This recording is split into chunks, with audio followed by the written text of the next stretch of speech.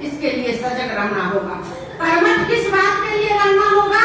आज भाइयों का आह्वान आ रहा है कि बहनों जागो, हमारा साथ दो। आ रहा है ना, इसके लिए कर्मठ रहना होगा, अपने कर्तव्य के लिए कर्मठ रहना होगा, अपनी जिम्मेदारी निभाने के लिए कर्मठ रहना होगा, क्योंकि यह समय अब दोबारा फिर हमारे जीवन में आने वाला नहीं है, हमारे जीवन में आने वाला नहीं है। गायत्री परिवार बहुत लोग हैं, आज चाहते तो हजारों की संख्या में आ सकते थे। जिला गोष्ठी थी, भाई साहब ने बताया कि पूरे जिला में कितनी संख्या है, अभी बताए ना संख्या, लाख में बताए थे, याद नहीं है, हम नोट किए हैं। लेकिन कितने लोग आए? 100 लोग आए। क्यों आए 100 लोग? इसलिए आए कि गुरुदेव को इतना ही लोगों से उम्मीद और आशा है, उनको भरोसा है कि यही हमारा सच्चा हीरा है। भगवान कृष्ण जब युद्ध समाप्त हो गया ना, तो अर्जुन के मन में बड़ी ललक हुई। ध्यान से सुनिएगा, क्योंकि ये धर्म का युद्ध चल रहा है और धर्म और अधर्म का भी युद्ध चल रहा है, और 2026 के बाद धर्म की जीत होगी, अधर्म का हार होगा, जो निरंतर होते आया है हर युग में। तो उस समय हाथ मलते न जाइएगा। अगर जिम्मेदारी से मुकरे, आलस प्रमाद में पड़े, तो आप जान लीजिए कि खाली हाथ आए हैं और खाली हाथ चले जाइएगा, आपको कुछ मिलने वाला नहीं है। इसलिए इस जीवन को बहुमूल्य बनाने का एक हीरा, इस हीरे को चमकाने का अभी समय आ रहा है और आ गया है, हम लोग इसको चमकाएं। जब कृष्ण भगवान और 5 पांडव बैठे हुए थे युद्ध समाप्ति के बाद, तो अर्जुन के मन में आया कि भगवान जब गीता का संदेश दे रहे थे रणभूमि में, तो हमारा मन विचलित था।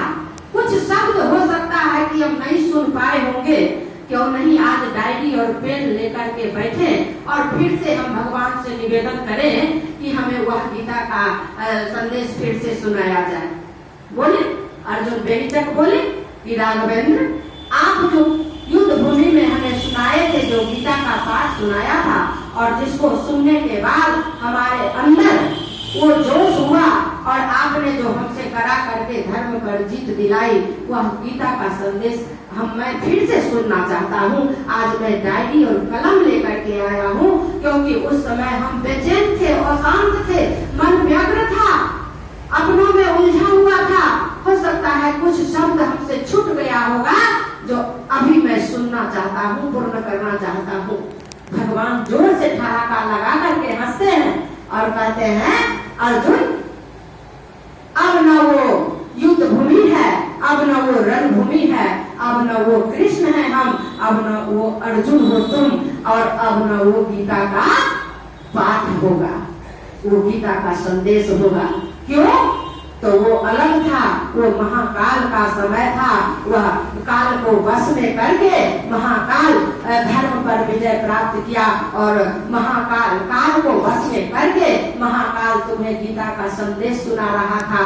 अब जो मैं गीता सुनाऊंगा, इस गीते का कोई महत्व नहीं रहेगा। लेकिन फिर भी अर्जुन हटी थे, कहे नहीं, आपको सुनाना ही पड़ेगा।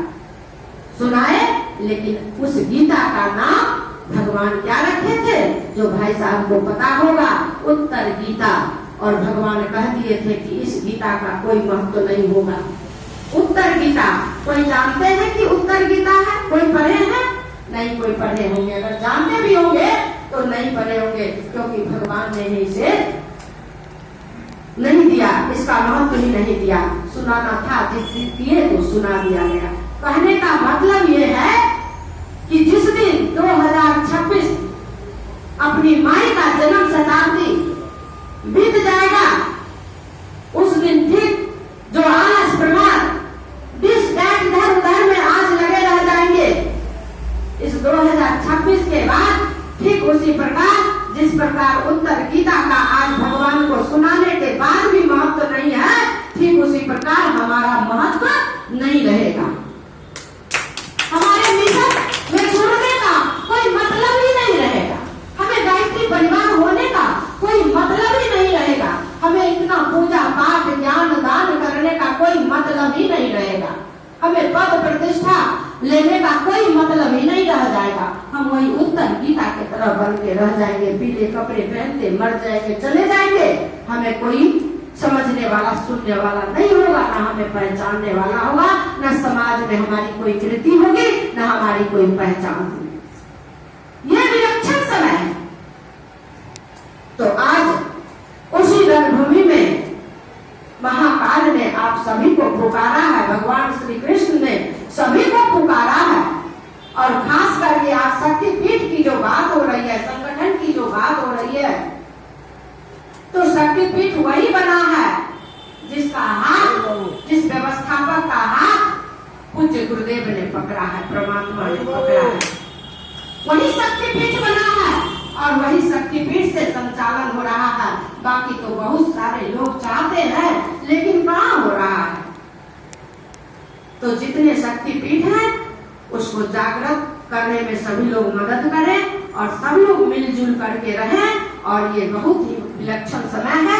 कोई आलस प्रमाद टाल मटोल में न रह करके हम उस गीता को सुनने के लिए रणभूमि में उतरे और हिम्मत के साथ उतरे, क्योंकि ये हमारी जिम्मेदारी है, ये गायत्री परिवार वालों की जिम्मेदारी है।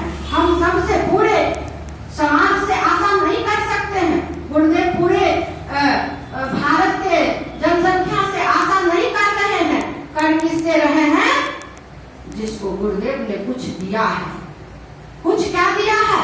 तो साधना उपासना के बल पर जो आपको गुरुदेव ने अपना अनुदान वरदान दिया है, बस गुरुदेव कहते हैं इस अनुदान वरदान को, हमारी दी हुई संपदा को तुम जन जन तक पहुंचा दो।